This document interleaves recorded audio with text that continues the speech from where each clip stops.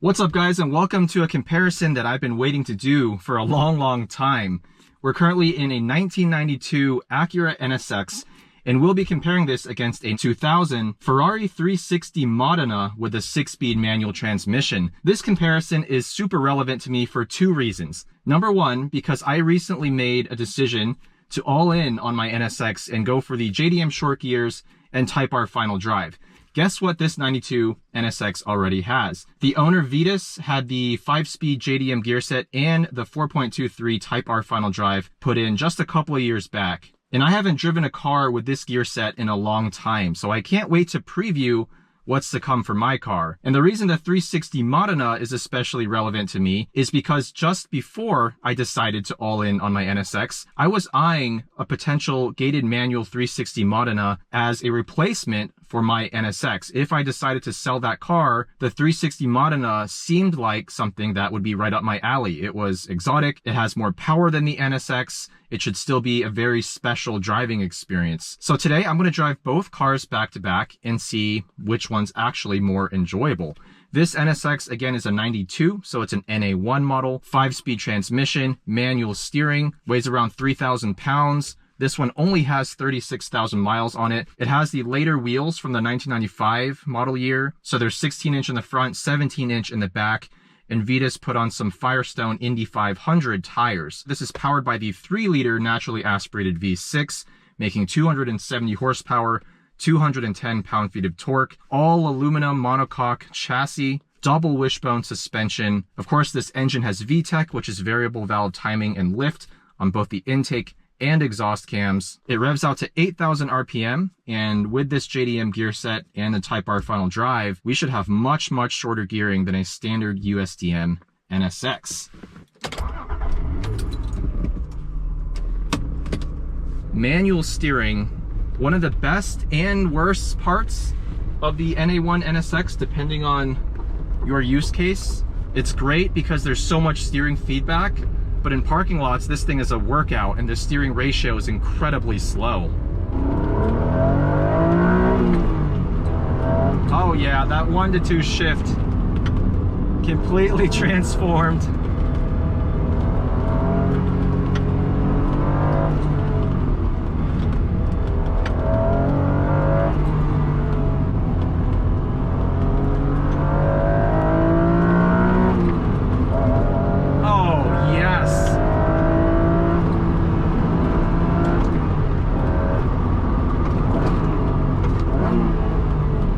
The short gearing is a game changer.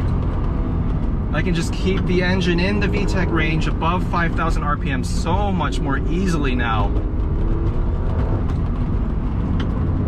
The stock USDM final drive is a 4.06, so this 4.235 Type R upgrade is somewhere around 4 to 5% shorter, meaning all 5 gears become 4 to 5% shorter. While the JDM gear set really shortens that 1 to 2 shift. The drop in RPM is much smaller now.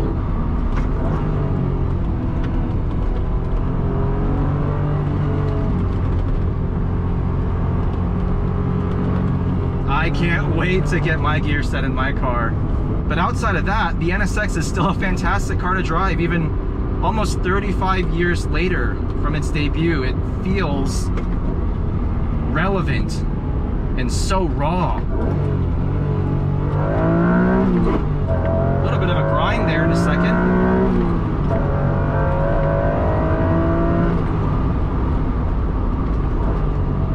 Easy to heel toe. Easier now, I would say, with the shorter gear ratios. Doesn't require nearly as much of a blip. But let me stop talking about the gear set for a second. What other aspects of the NSX do I love? Well, the manual steering out on a canyon road, it is a handful, especially in these hairpins. But there's so much feedback. I can tell exactly what the front tires are doing at all times. This engine makes just enough power combined with this short gear set to feel usable but not slow. It's not underpowered on a road like this. Everything is well matched. And the weight of the car being only around 3,000 pounds means you can just flick it into corners. Oh yes, the brakes feel good. These are just stock NA1 brakes, but honestly on a canyon road, they're adequate. Double wishbone suspension means this thing just turns so well. Oh yes.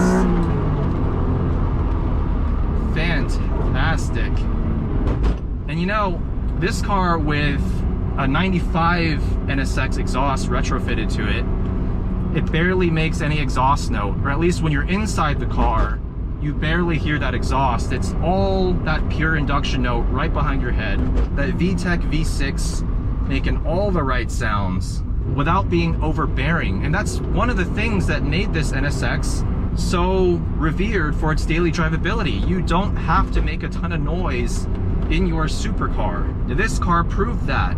You could have a refined and mature driving experience while still having a ton of fun. It's still a very special driving experience. This 360-degree visibility, the seating position, the fact that I can see everything on the road in front of me, the fantastic steering with this super slick and mechanical transmission, all of these things, along with the engine, along with the suspension, they just work together in a way that make you feel like you're the one enjoying it. It's not necessarily for people outside the car.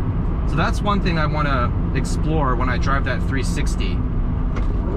Is the 360 more of a driver's car, or is it mostly for people outside the car to enjoy?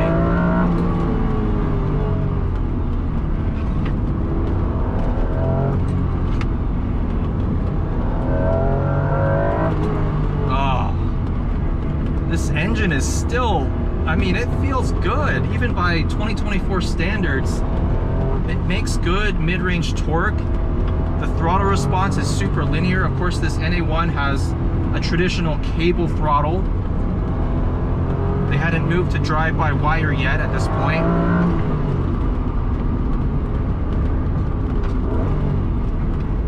Oh, yes. The suspension is soft, but that's also what makes this car such a great daily. You can literally drive this car every single day. It's one of the reasons why I held off on lowering my NSX for so long. It took me maybe close to 6 years before I finally put Öhlins on it. And this stock suspension is a great reminder that if you want your NSX to truly be daily drivable, you can leave it stock and still have a great time. All right, one little straight line pull.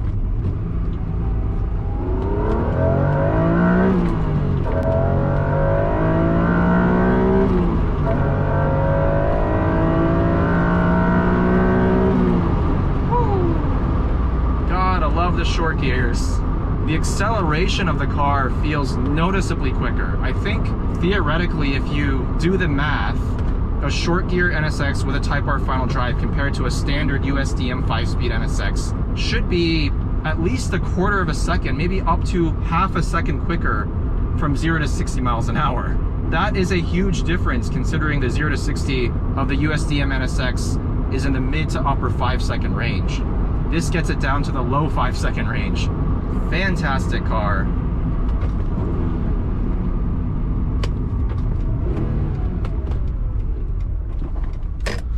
Time to hop into the 360 Modena and see if the Italians did it better back in the 90s.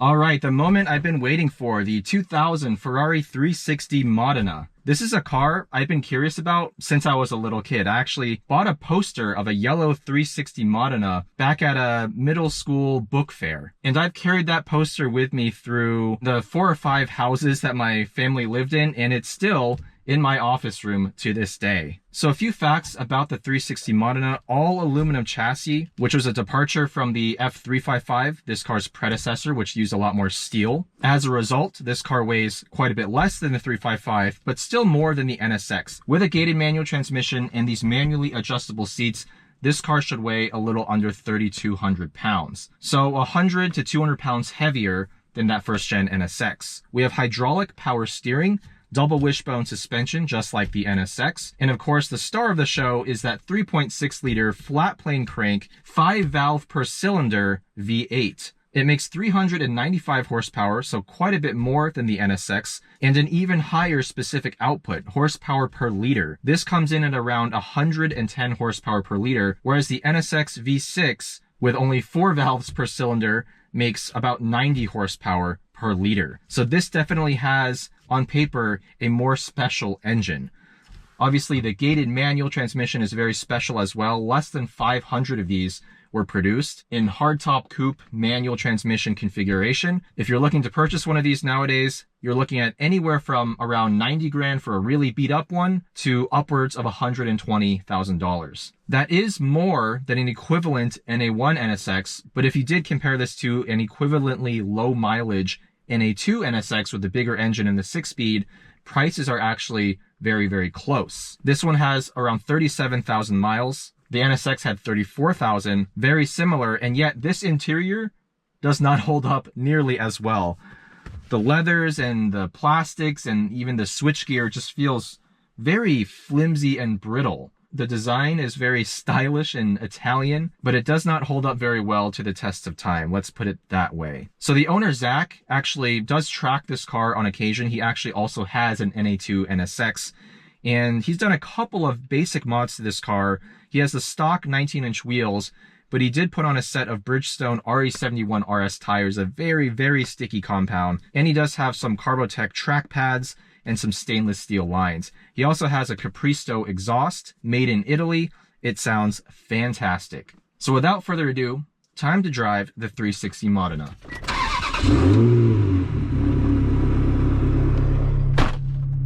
So in terms of driving modes, we have a sport toggle.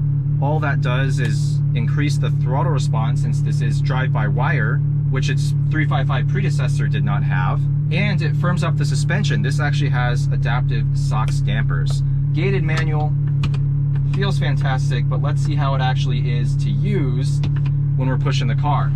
All right, time to see what this V8 is made of.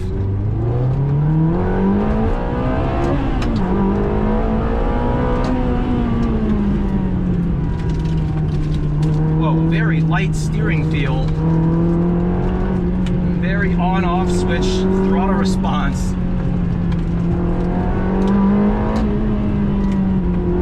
Very, very touchy mid-corner.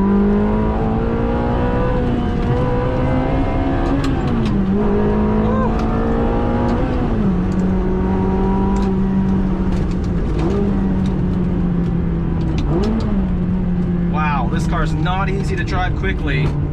The throttle response in sport mode is extremely sensitive. I'm actually going to dial it back into normal mode.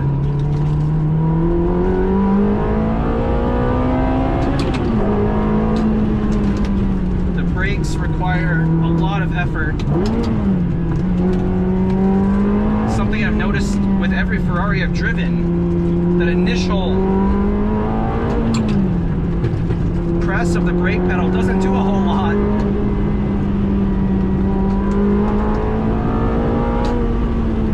Wow, this engine is something else though. 8,500 RPM redline. Sounds glorious. And you have to shift really quickly because this engine just, the revs drop so fast when you clutch in. Gated manual takes some getting used to. It's not quite as slick or forgiving as an NSX gearbox. Very mechanical, and it feels fantastic, but you have to be very precise and deliberate with your shift action. Otherwise, you could find yourself running into these separators, I guess you could call them, for the gates. First gear.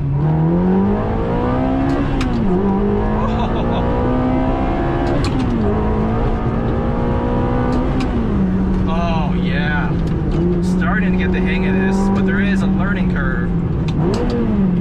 Oh wow, that engine response. I'm over blipping it on the downshifts.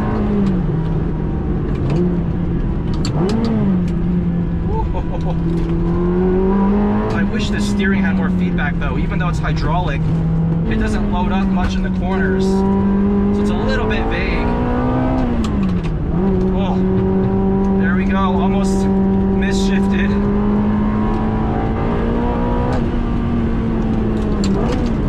Whoa, this gearbox is not easy to use. And while we're stopped here, I have the AC going, but it is still humid as hell in this thing. The NSX, I had the AC going on the very minimum fan speed, perfectly fine, perfectly operational. But this one doesn't seem to be working that great.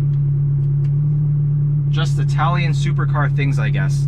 All I can say right now, before we resume driving, 30-some thousand miles in a 360 doesn't feel like 30-something thousand miles in an NSX. The NSX really stands up to the test of time much better.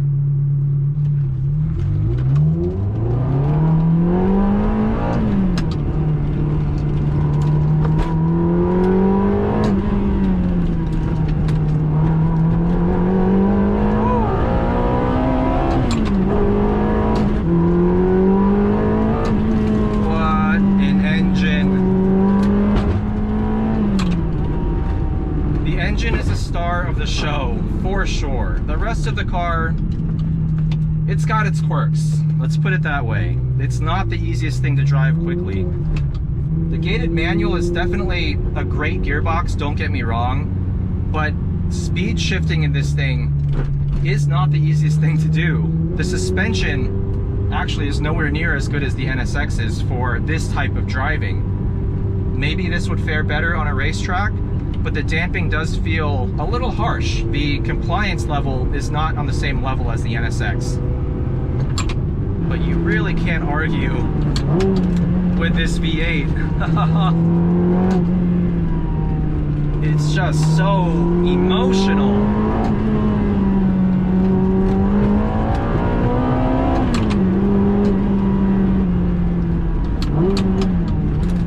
Oh, this gearbox though. It's a challenge. It's a challenge, all right. Oh, the metallic induction note of this engine. Even the NSX engine can't hold a candle to this.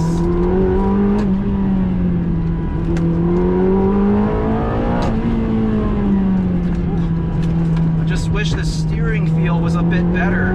There's actually decent feedback, but it doesn't load up enough. So I can't feel the limit of the front tires as easily as I can in the NSX. But the ratio is way, way quicker.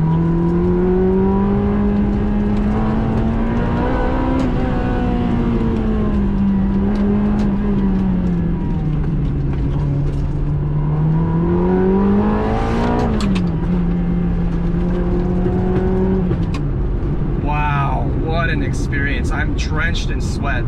Partially because this car is so physical to drive, but also because this damn AC isn't doing its job. It is a far more emotional driving experience than the NSX, but is it a better driving experience? I'm not so sure. Outside of the engine, the razor sharp race-tuned V8, with its ridiculous throttle response, the rest of the car is just a bit of a challenge to drive. Let me roll the windows down just a bit so you guys can hear this exhaust and this engine in full glory. Turn up the sound. First gear.